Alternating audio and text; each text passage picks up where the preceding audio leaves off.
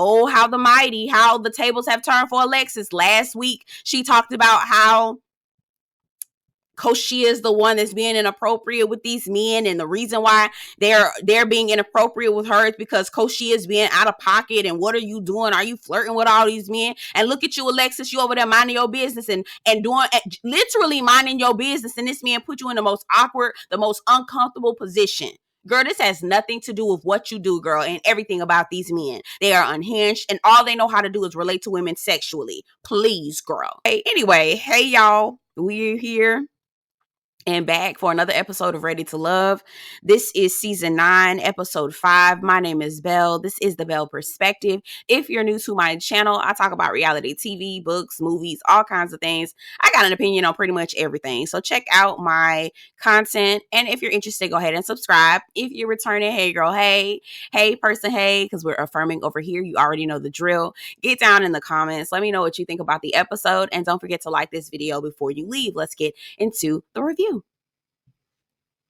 Okay, so the fellas have the power this time around, and we see Justin getting acclimated with the other guys. You know, they are sizing him up a little bit, but, you know, it's cute. It's cute. Don't take my girl. Don't take my girl. I was looking at Laron like, who is your girl? What are you talking about? Him and Jonathan. Don't take my girl. What y'all talking about? Anyway, whatever. Tommy comes in, and I feel like, I feel two ways. One, I think it's fun, right, to say we want to see how these women are in the bed leading up to Pajama Jam, right? Yes. But I also feel like coming off the heels of somebody like Lamar, somebody like Will, somebody like Alonzo, somebody like Jonathan, I don't know if that, I feel like that's a dangerous game. Y'all know what I mean? Like, I would be okay if you were saying this in the room full of people like Chaz, or do you know what I mean? And don't get me wrong, Chaz may be a full front as well, but I don't know. So far, he seemed like he's sensible, okay? But you giving these niggas telling them about seeing these women in the bed, and I feel like they didn't hear nothing else but getting a woman in. I don't feel like they heard anything else but sex. Anyway, so we're focusing on intimacy and chemistry again. Very important pieces in a relationship, but these boneheads, like, all they hear is sex. They don't hear anything else outside of that. So yeah, and Tommy, I don't know about that. Anyway, so we see some individual dates, Dominique and Alexis. I'm gonna be honest with y'all. Is it a coincidence that all the fuckboys like Alexis? I think not. Here's the thing. I know Dominique might be a nice dude, but I don't think so. Like, I think he comes off like a nice guy, but I don't know if I like him like that. This is the guy that's trying to fill 1,000 women up with a whole bunch of kids. He feels like he's been put on this earth to be a dad and to propagate. I don't necessarily, I side-eye men like that sometimes, okay? They go to the stretch place, and Dominique says something to the effect of, you know, you can tell my legs don't hardly be up in the air. And I was like, what does that mean? Y'all get down in the comments and please tell me what that means, because I don't know. What does that mean? Like, what is he trying to say, that he don't get his groceries ate? Is that what he's saying? I don't know. But even if you did, so who cares? Anyway, I don't know. They talk a little bit about how they want their relationships to be like what their grandparents used to have. And I was like, don't romanticize the past, baby. You don't know what it was like. Hell, grandma probably would have been wanting to leave, okay?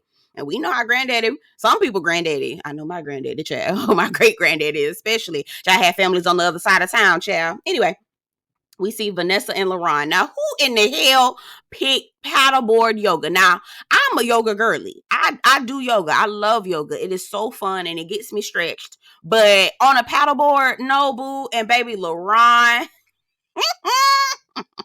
I ain't laughing at his I'm not laughing at him. I'm laughing with him. Hopefully he laughing somewhere as he watches this episode, because he looked a fool. Okay. And I hope they got workers' comp insurance, because baby, I know Vanessa was finna eat that paddleboard. Y'all saw her get, I did not know if she was she could have lost a tooth. She could have lost some teeth fucking around on that paddleboard where she slipped and fell. And Laron just looked like, Lord, I could be sitting somewhere else eating, child. Why am I here? That's exactly how they look. They finally sit down and get to some safety, okay?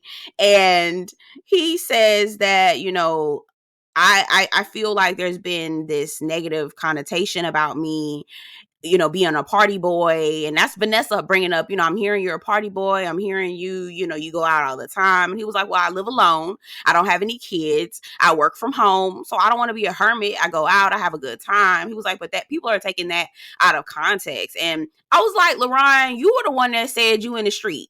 You said you be in the streets every night and you're waiting for a woman to stop you from being in the street. Sir, those are not the words of a man who is just going out because he's extroverted. Like, I have a friend, he is dating another good friend of mine, and he is an extreme extrovert. When I tell you, this man constantly he loved being around people, but he not on the same level as Laron. Like, Laron seemed like he's immature with it.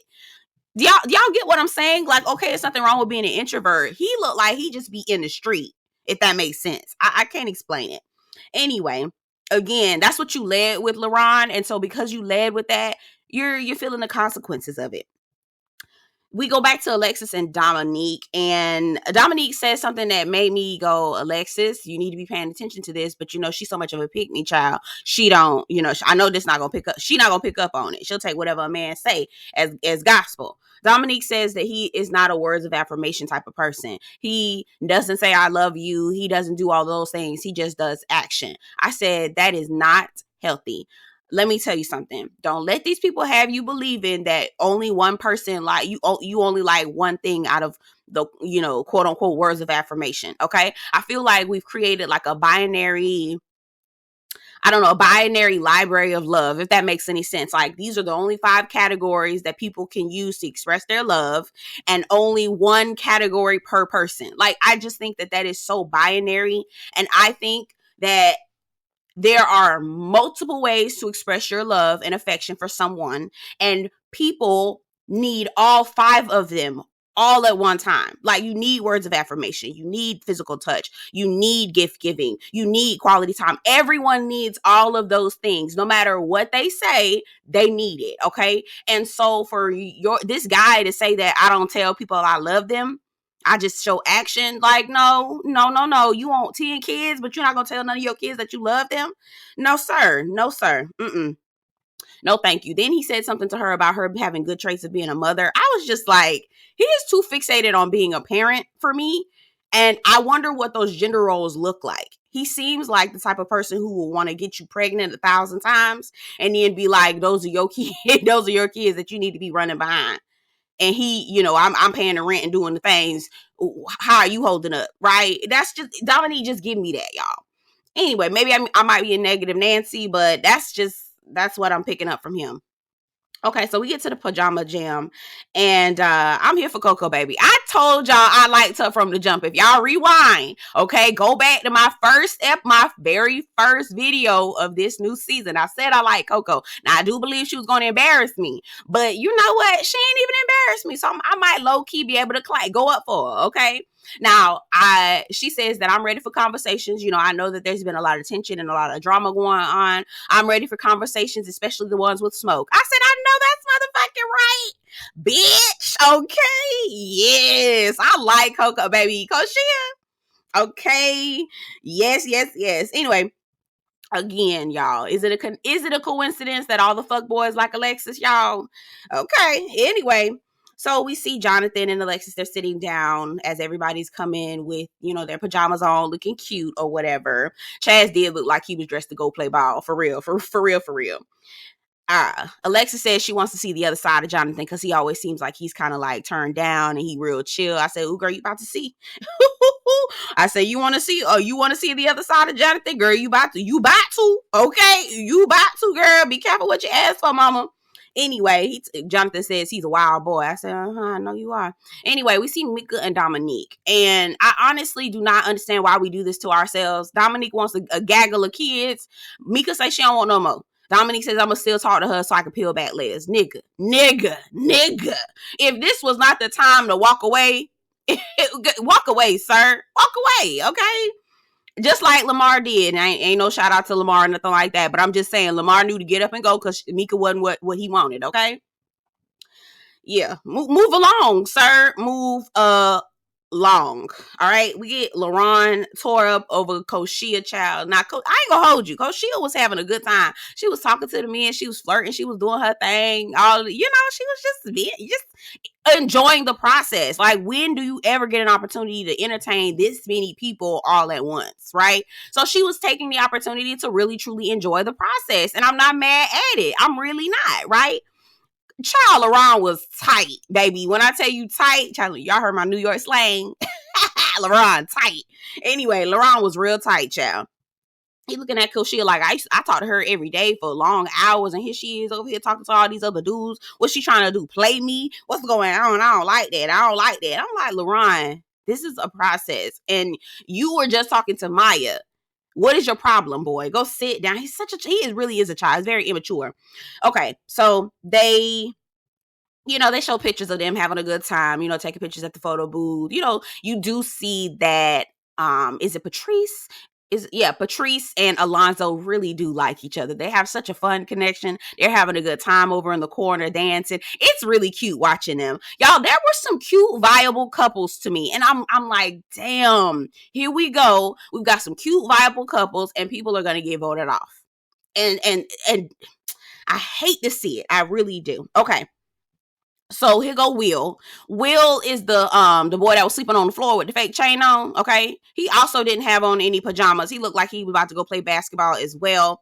And Will also give me that he used to listen to Kevin Samuels or some shit like that, a Fresh and Fit or something. That's what he give me. Anyway.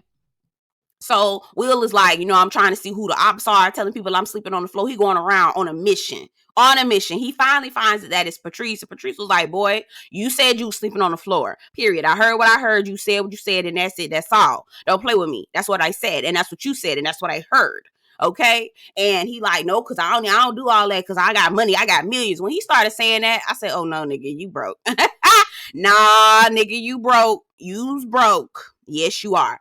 If it were not the truth, why even be worried about it? Why even be worried about it? Because other people, it's not stopping your connection with the person that you quote unquote really like, Alexis. So what's the problem? Okay. If your main connection is saying I'm still interested in you and not talking to you about what the other women are saying, child, then why you worried about it? I said, well, you were sleeping on that floor, nigga. Anyway. We see Justin and Mika, and I think they're cute, y'all. I think Justin and Mika are cute. I'm gonna give y'all a rundown on all the couples that I think is real, real cute. Okay, but Justin and Mika, they a little vibe. I feel like Justin and Mika are more of a vibe than Rashina and Justin. I'm not gonna lie. I feel like Justin felt the vibe Justin was giving me when he was with Rashina. Like, he feels like he has to come up because Rashina's mature, and Mika, I feel like, is on the same level with him in terms of age. And you know what I mean? Like, I feel like they had in relation, they could relate to each other a little bit more because they're closer in age. But I mean, either way, he'll win. But still, I think Justin and Mika are a little bit of a cuter connection. Again, Laron talking about Koshiea being secretive and carrying on, so he want to pull her aside and talk to her. Now, this whole exchange between Laron and Koshiea, I can't say anybody was wrong.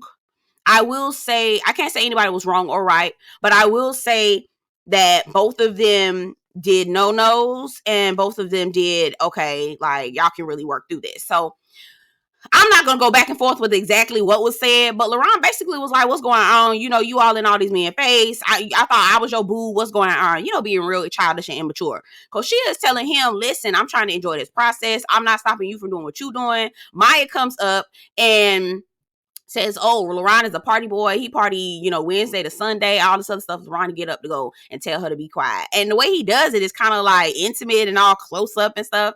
So the very thing that you're accusing Koshiea of doing, nigga, you doing the very same thing right here. Like, sir, if you really having this conversation with Koshiea, all the other chatter and all the other noise, really, it don't matter, okay? Now, so that's where I feel like Laron could have did better. Now, Koshiea, all the tears and the waterworks and the dramatization, like, I love a girl who got her own shit, who ready for the smoke and has a way with words. Koshiea has a way with words, okay? But that haiku bullshit she was in there doing, go ahead and chastise me if you want to inflict your pain on me. Go ahead, Laron. I was like, girl, if you don't, stop. Stop that shit, I say. Okay, stop that shit. I say, okay? Like, girl, no, girl, stop it right now, girl. I don't have time. This haiku, poetic bullshit you got going on, girl, you doing too much. I don't like it. I don't like it, okay? So, both of them were dramatic, just too much. Laron gets up and he was like, nah, I don't like what you're saying, blah, blah, blah. He get up, he mad, he in a fit. He go to the corner. Chaz and Justin come to him and talk to him. Chaz was telling him the absolute truth. And that's why I was looking at Chaz like, okay, he could potentially be somebody's husband, okay? Because he was like, listen, you cannot listen and be dismissive at the same time, okay? If she's crying, if she's trying to tell you how she feels, you have to listen. And again, Laron and his ego, no, man, it was some bullshit. It was some bullshit, okay? Even if you feel like everything, you don't have to. I'm reading this book called How Do I Get Through to You? Me and my boyfriend are. And so we're both reading this book. And in this book, it's a relationship book. And it talks about how you don't have to agree with what your partner is saying about the situation. All you have to do is listen to what they're feeling, gather the data, right? Collect the information, right? And then make decisions based off of what is being said. You do not have to take what they're saying as truth, because how they feel is how they feel. And whether you agree with it or not, it's still going to it's still going to be how they feel, right? So that is not listening is one thing. Agreeing is another. Okay. Two different things, boo. And adults understand that. Okay.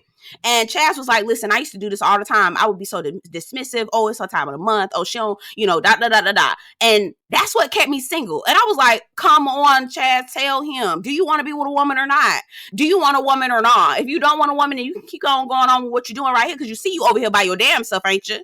Okay. I said, this was a lesson that Laron needed to learn. And honestly, I was like, you know what? I appreciated later on when they were talking about the eliminations. I really feel like Laron was able to learn from the process just a little bit. Now, he may still be in them streets and he may still ain't be for real about nothing and nobody, but I do think that helped him have a little bit better of a perspective. Maybe, possibly, hopefully. God, please, I pray. Okay? Anyway, so they start playing Truth and Sexy. And when I saw that, I said, oh God, it's about to be some foolery and coonery and buffoonery bullshit on this show.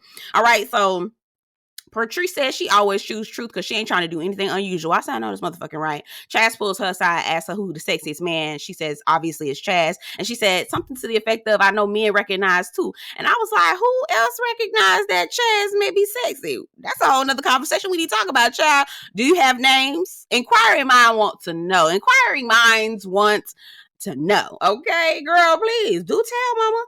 Do tell. Okay, I think it was Dominique that asked Koshiea, who is Laron the Don or something like that, and she was like, at first I thought she was gonna go off on his ass. At first I thought she was gonna go off on his ass, but she was like, yeah, is he my top connection? Yes. Okay. Lon was like, I think that's bullshit. I'm like, sir, okay, go ahead. Go be right on over there in the corner by your damn self. That's fine. That's fine.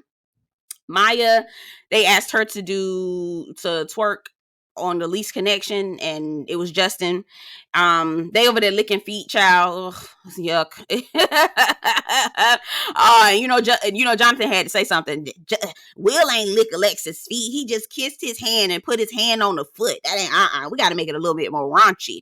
As soon as he said that, I said, oh God. And you could tell Jonathan was already sauced up, child. Very much sauce, child. 2 sheets to the wind, child. Anyway, so I think it was Dominique that says, oh no, Laron. Laron was like, Jonathan, I need you to take your top connection and whisper sweet nothings in their ear. You can see the lust in Jonathan's eyes. He was just ready. He was ready. You could see it, y'all.